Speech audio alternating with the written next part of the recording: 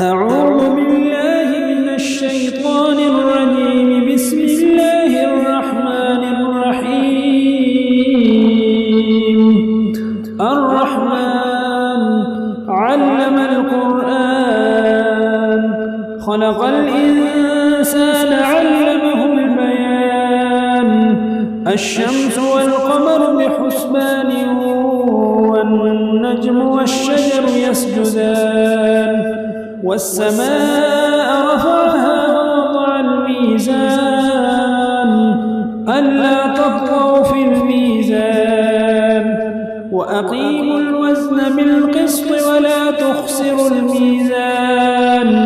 والأرض وضعها للأنام، فيها فاكهة والنخل ذات الأكمام، والحب ذو العصف والريحان. فبأي آلاء ربكما تكذبان؟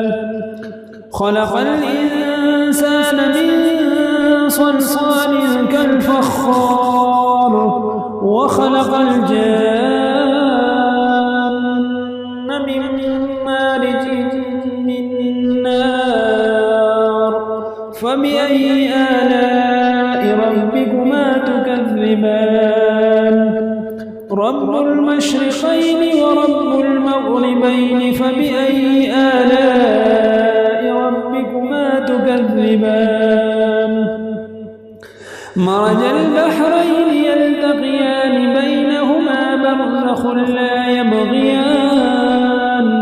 فبأي آلاء ربكما تكذبان؟ يخرج منهما اللؤلؤ والمرجان. فبأي آلاء ربكما تكذبان؟ وله الجوار المنشآت في البحر كالأعلام. فبأي آلاء ربكما تكذبان؟ كل من عليها فان، ويبقى وجه ربك ذو الجلال والإكرام. فبأي آلاء ربكما تكذبان؟ يسأله من في السماوات والأرض، كل يوم هو في شأن. فبأي آلاء ربكما تكذبان؟ سنفرغ لكم أيها الثقلان. فبأي آلاء ربكما تكذبان؟ يا معشر الجن والإنس إن استطعتم أن تنفذوا من أقطار السماوات والأرض فانفذوا لا تنفذون إلا بسلطان. فبأي آلاء ربكما تكذبان؟ يرسل عليكما شواظ من نار ونحاس فلا تنتصران. فبأي آلاء ربكما تكذبان؟ فإذا انشقت السماء فكانت وردة كالدهان. فبأي آلاء ربكما تكذبان؟ فيومئذ لا يسأل عن ذنبه إنس ولا جان. فبأي آلاء ربكما تكذبان؟ يعرف المجرمون بسيماهم، فيؤخذ بالنواصي والأقدام. فبأي آلاء ربكما تكذبان؟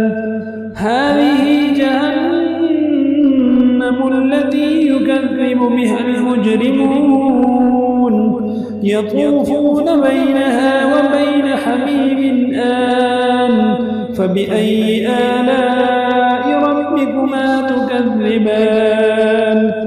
ولمن خاف مقام ربه جنتان. فبأي آلاء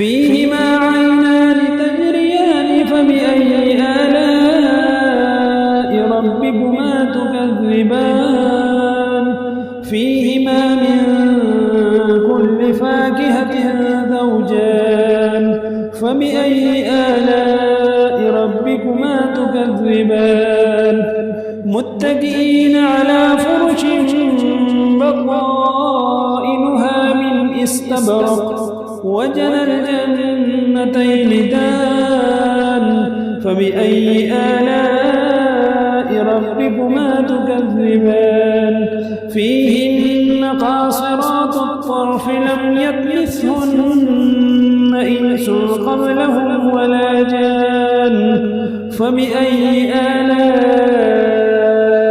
ربكما تكذبان كأنهن الياقوت والمرجان فبأي آلاء ربكما تكذبان هل جزاء الإحسان إلا الإحسان فبأي آلاء ربكما تكذبان ومن دونهما جنتان فبأي آلاء